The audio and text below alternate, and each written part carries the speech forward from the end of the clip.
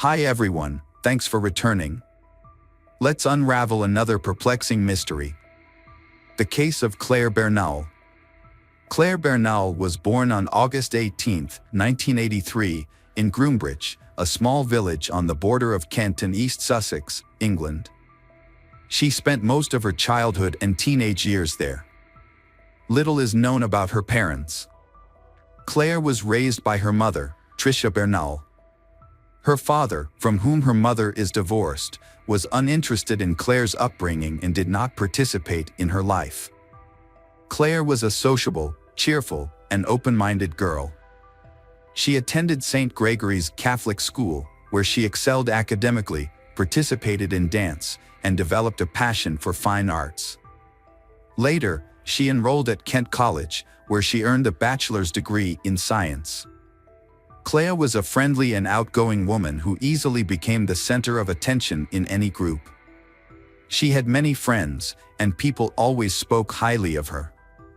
Despite her sociable nature, she was cautious and careful, avoiding bad habits and choosing her friends wisely. During her college years, she worked part-time as a makeup artist. This experience inspired her to pursue a career in the beauty industry.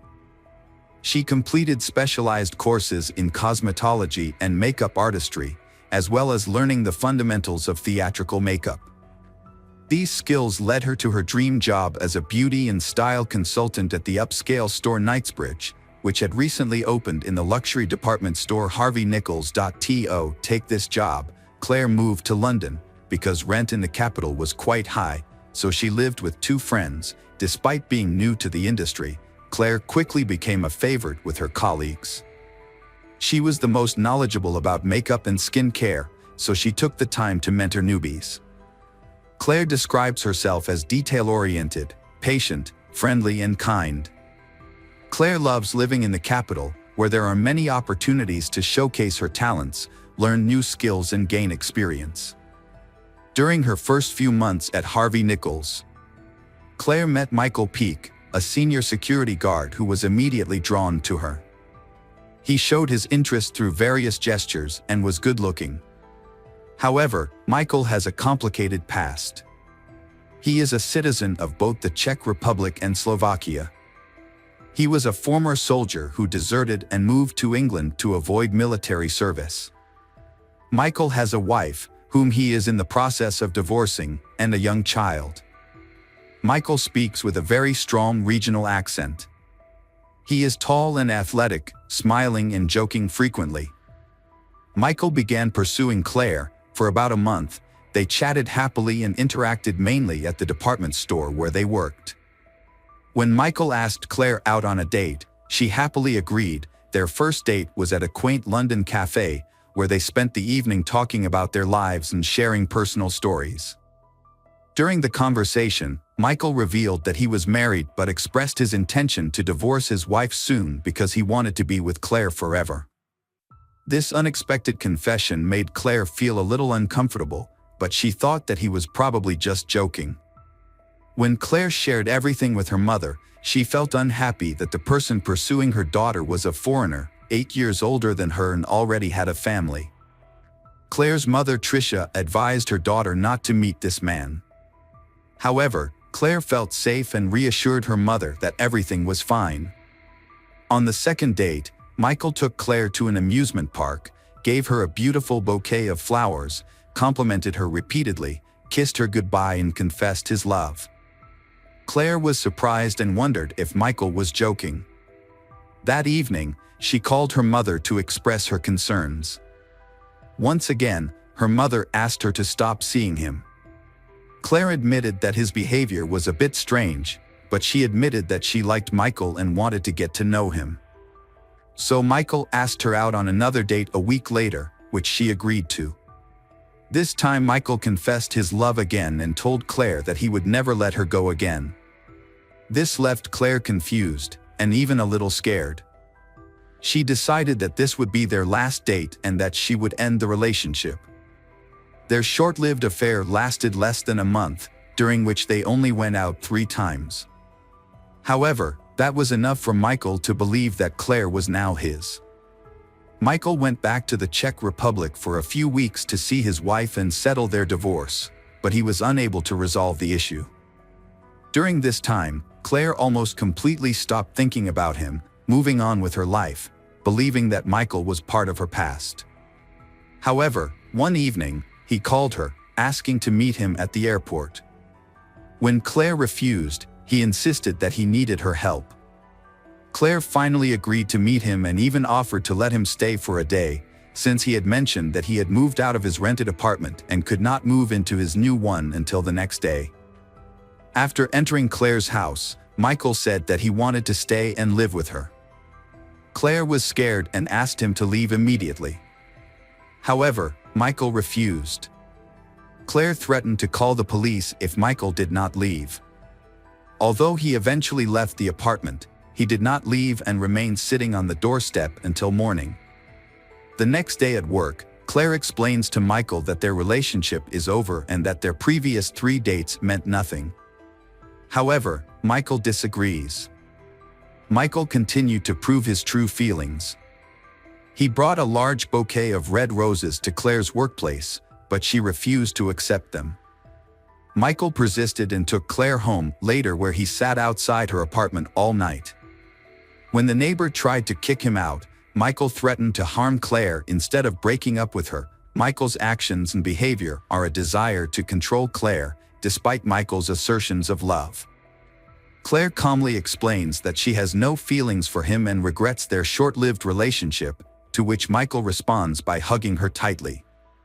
He whispers in her ear, insisting that she loves him but does not yet realize it.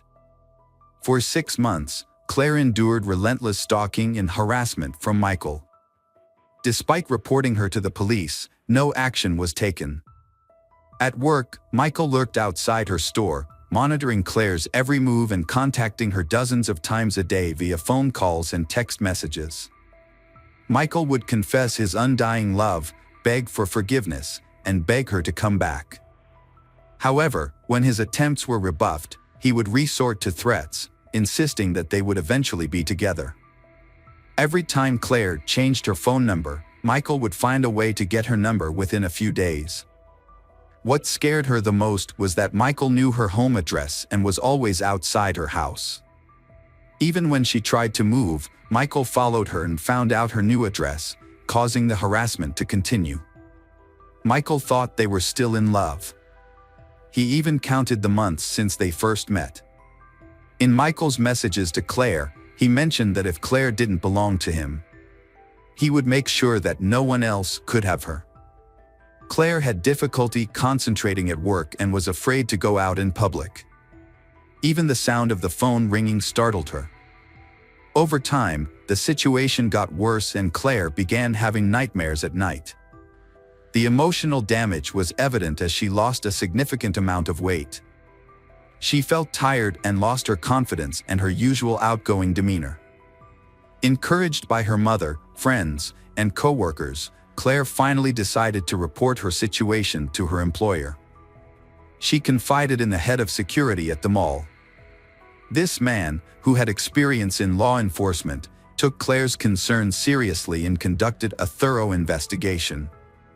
He interviewed other employees and carefully reviewed the mall's surveillance footage, gathering evidence that showed that Clare was indeed being stalked by Michael. The security manager transferred Michael to another part of the store. However, this change did not significantly improve the situation. Michael continued to spend most of his time waiting outside the store, monitoring Clare's actions. Because Michael failed to perform his duties, the store management had to fire him. Despite this, Michael continued to harass Clare. Clare decided to report Michael to the police. When questioned by the police, Michael denied any wrongdoing, claiming that his intentions were sincere and that he only wanted to make it up to Clare so they could get back together.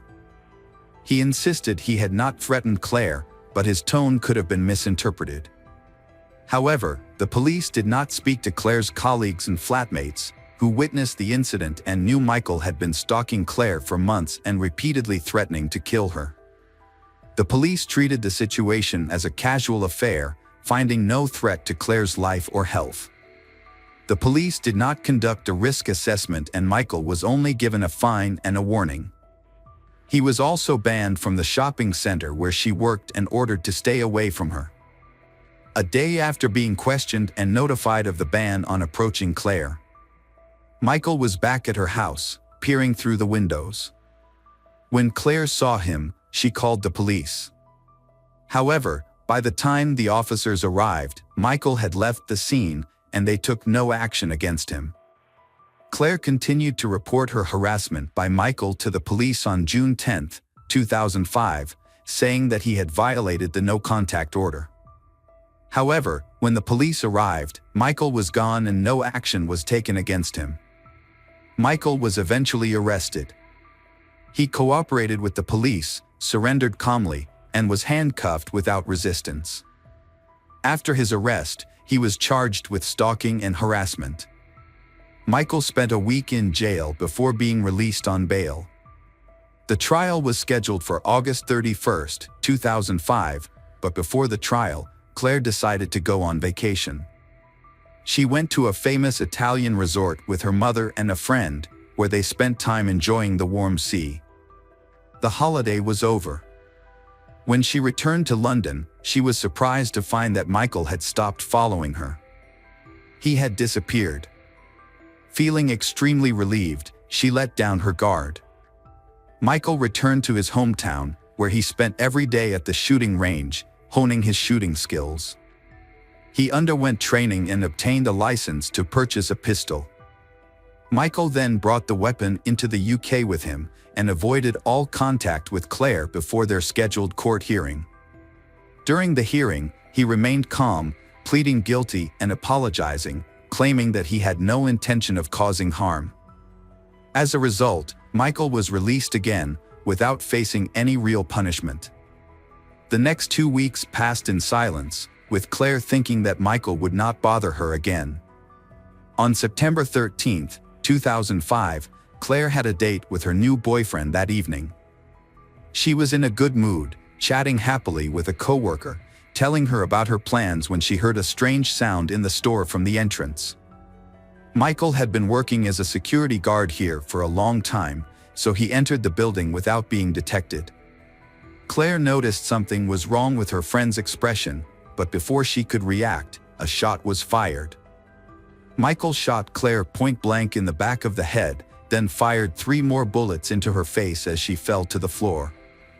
The gunshots caused widespread panic in the store, with people screaming, running, and looking for cover. Thinking that the shooter would come out of the lobby and start shooting randomly at customers, everyone prepared for the worst. Instead, Michael fired another shot into the ceiling, then pressed the barrel of the gun to his temple and pulled the trigger, instantly ending his life. Michael has been stalking Clare for almost a year, making her life miserable, and now he has brutally ended it. Michael has fulfilled his dark promise and cannot bear the thought of living without her. When paramedics and police arrived on the scene, they found the aftermath of that evening was devastating. Clare's mother, Clare Bernal, had attended her sister's birthday party and returned home late. When she met police at the front door, she immediately sensed that something was wrong. She was told that her daughter Clare had been shot and killed. Clare Bernal was shocked when she heard the news. Michael had asked a law student working at the department store about the potential punishment for the crime a few months earlier, which was then known to colleagues, including Clare. Clare reported her concerns to the police, fearing for her life, but no action was taken. The crime was largely due to police negligence, despite Clare's repeated pleas for help. Michael was arrested twice but released on bail, breaching a no-contact order, threatening Clare and consulting a lawyer about the punishment. However, the police felt this was not enough to jail him. He had the opportunity to leave the country, buy a weapon and return to commit the murder. There was crucial evidence, testimony from co-workers, roommates, and others who had heard Michael's threats against Clare, but this evidence was ignored by the police. It was only when Michael killed Clare and then committed suicide that the police realized the severity of the situation and the countless mistakes that had occurred. Claire's mother Tricia decided not to let this go and to seek justice. She joined forces with other grieving families who had lost loved ones in similar circumstances. Together, they launched a national program to help victims of stalking. As a result of their efforts, the law was changed and stalking was reclassified as a criminal offense. In 2012, a new law was passed that banned stalking completely.